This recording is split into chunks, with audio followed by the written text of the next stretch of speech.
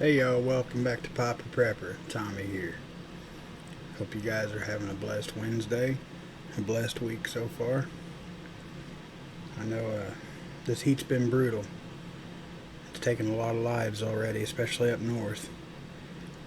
Um, of course, up in Canada, they're not prepared for stuff like this. Just like Texas was hit with the ice and snow. You know, Canada has. I mean, they have hot days, but it hit 115 today in Canada. So I mean, it's catching people off guard and it's taking lives. So first, you guys, I just want to beg you guys, know your limits. Don't push your limits. If your limits are way over here, stop about right here. Okay?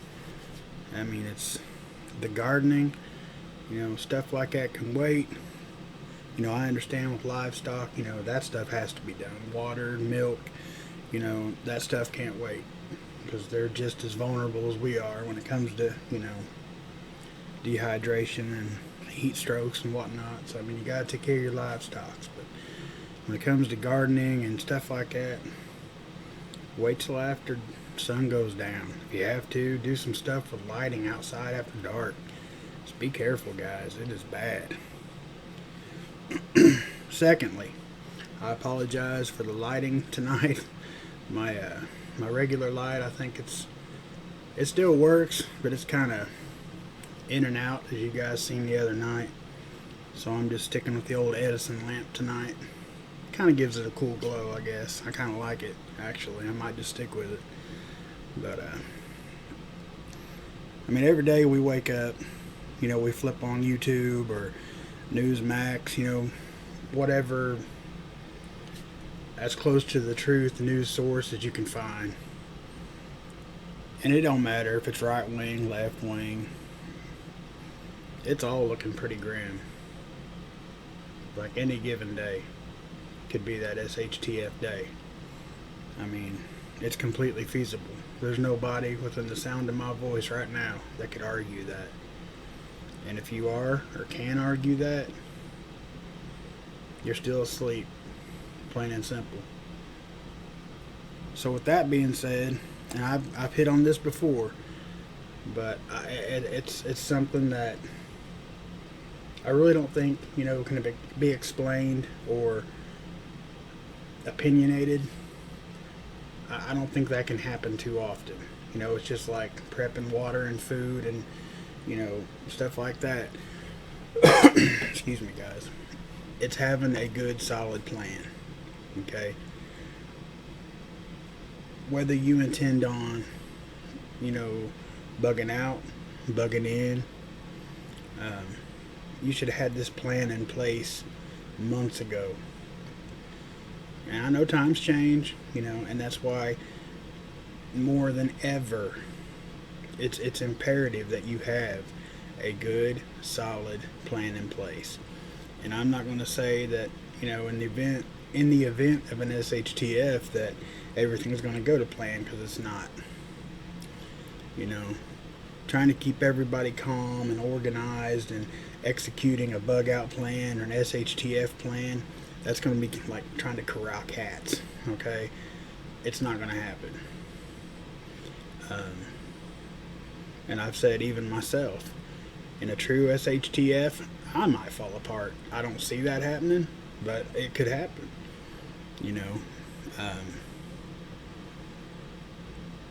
So you want to have a good plan regardless of what you're doing, even if it's staying right where you're at. A lot of folks don't have an alternative. They are. They have no choice but to bug in, whether it be health conditions or disabilities, lack of funds, lack of a place to go, period. So either way, you want to have a good plan in place. Regardless, even if you plan on bugging in, have a bug out plan, because you don't know what's going to happen.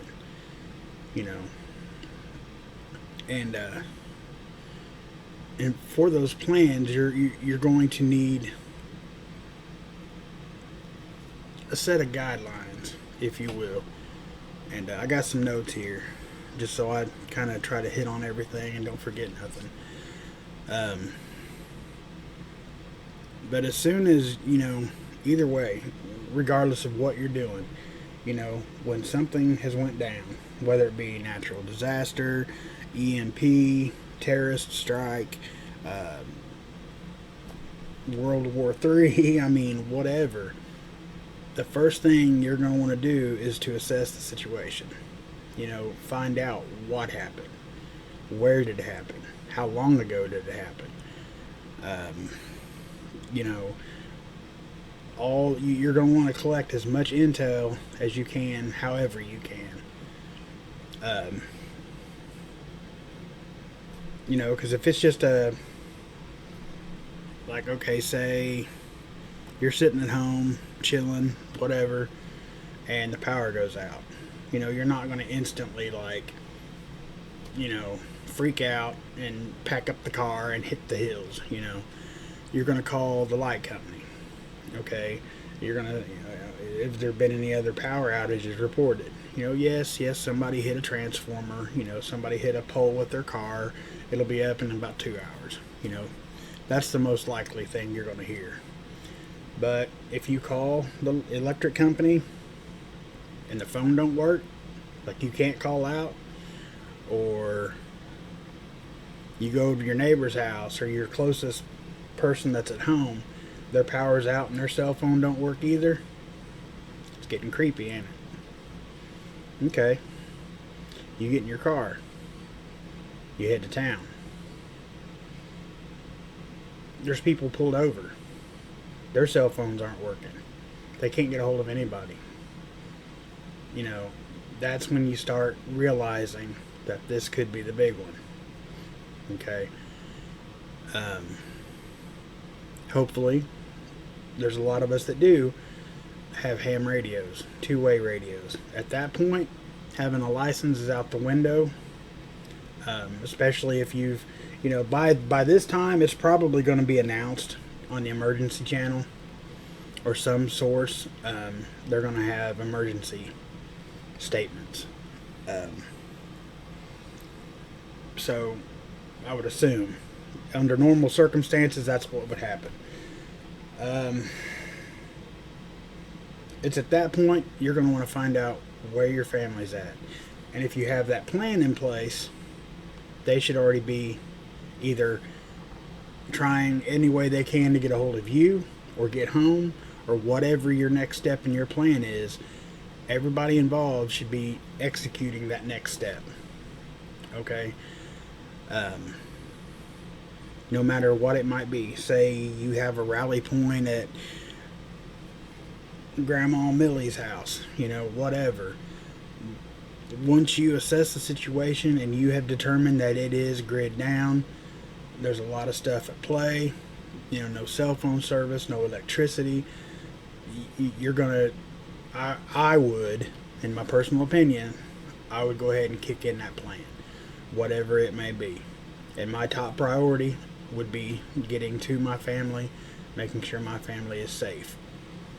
Until that point of my plan is reached, all bets are off. We kind of talked about this earlier, like brutality versus compassion kind of thing. If you know for a fact it's true SHTF, it's hit the fan, people are going to start losing their minds, you best bet my top priority is going to be getting to my girls and making sure they're safe. Don't get in my way. I'm not a badass. I don't play one on TV.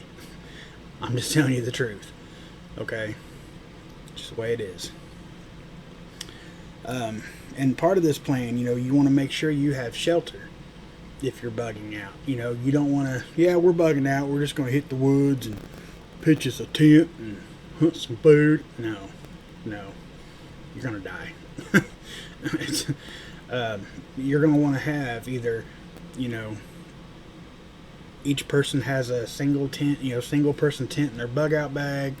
You've already scouted the area and you've built a shelter somewhere, an undisclosed location. You just don't want to show up with no plan, no kind of housing whatsoever, because just multiple reasons. You don't want to be out in the elements, whether it's spring, summer, fall, winter. You don't want to be stuck out in the elements trying to scrap together something to sleep in or sleep on. Okay, you want that part of your plan in play, figured out, ready to go. And if you're bugging in, you want to have everything at hand to secure your fortress, your palace, your castle. If that's where you plan on making your final stand, if it comes down to that, you need to have everything at ready to fortify that building, that structure, as heavily as you can with what you've got, what you've gathered from prepping. Any kind of boarding up your windows, blacking out your windows. Everything is lock loaded and ready to go. Within hand's reach. Everything, every possible self-defense tool that you've got in mind, make sure it's ready to go. Because, especially if you don't know exactly what's happened, you just know it's hit the fan. Secure your premises as fast as you can, because God knows what's going to be coming your way. And make sure that you have it, that you're comfortable. You're going to be as comfortable as you can possibly be inside those four walls for an undetermined amount of time. And that means making sure you've stockpiled plenty of water, food, cooking source, heat sources, anything you could possibly imagine to make your life as comfortable as possible for an undetermined amount of days, weeks, months. You might not be able to leave that house. It's a grim possibility. I know people hate to think that way, and I know there's a lot of folks that, you're not going to keep me inside. You're not going to, that's crazy to think things like that. You're not, complete hell's broken loose. You're not going to leave your family sitting at home, especially with no one. Say you've got a couple women, and I'm not dogging on women at all. Women are just as capable of holding down the fort as men, absolutely. But nobody is just going to up and leave them to go whatever reason. I'm going to go try to see if I can find some water. The nearest creek, say, is 2 or 3 miles away, or there's a pond a couple miles up the road. Not a good choice. A, to go by yourself, and B, to leave them there by themselves. You're going to have, there's so many things you're going to have in play in a plan. The same with bugging out. You can't take your sibling and 2 or 3 kids out into the middle of the woods, have no water source, just the water you packed on your back, no way to get water, no way to purify water. Okay, you might have a way to purify water. You've got a decent bug out bag, you're going to have a Sawyer or a Life Straw, something like that. And you can always make a water filtration. You can boil water, things like that. I get it. But if you don't have a water source close to where you're bugging out at, then what?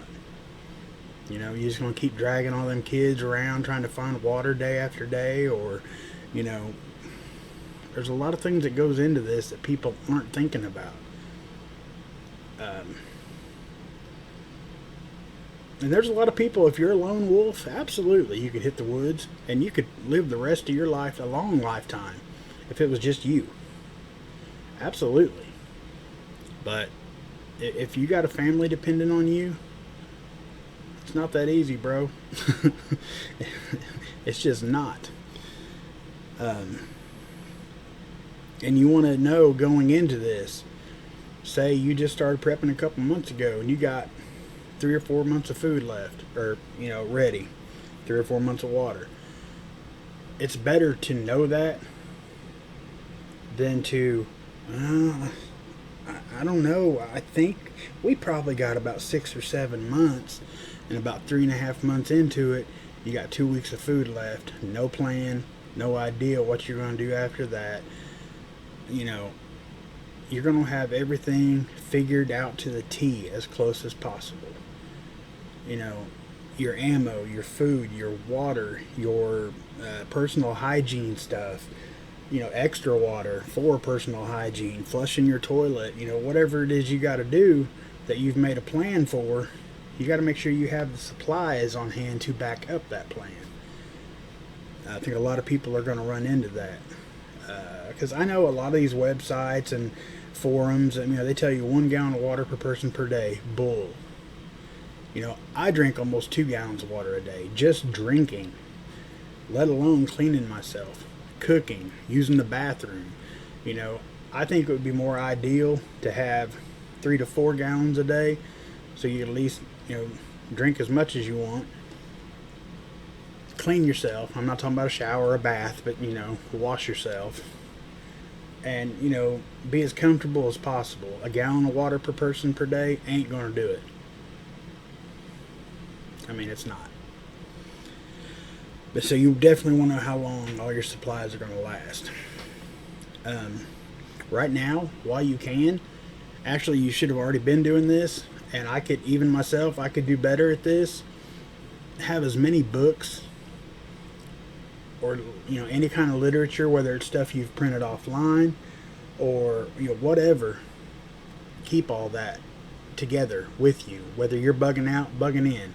You know, you're going to want to, because a lot of the things that we have in our head right now, we know we could do.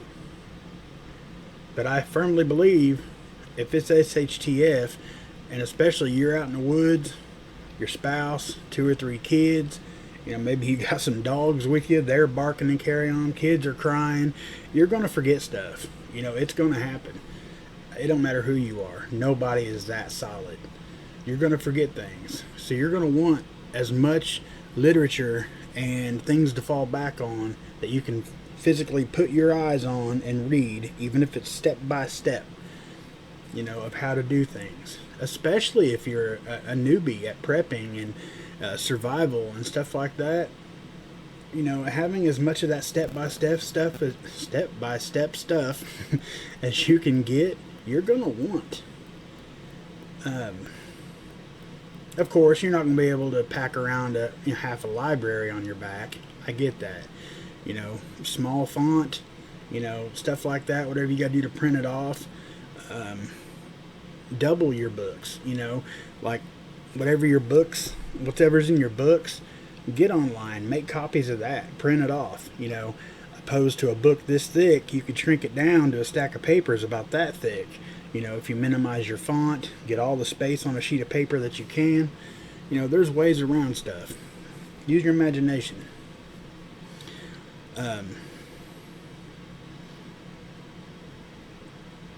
Like I said before, keep your plan flexible. Okay, because nothing is going to go down the way we plan for it to. I mean, that's everyday life, let alone in an SHTF. Okay, I mean, you're talking, there's days when I get out of bed before my feet hit the floor, it's like, man, it's going to be a bad day. I can just tell. You know, like, you plan to go to work, well, you go out and you got a flat tire. What's your plan B? Well, I can ride with so-and-so. You know, you're going to want to have stuff like that, because it's going to be twice as bad, if not 10 times as bad as regular everyday life. You know, say, I don't know, just any situation.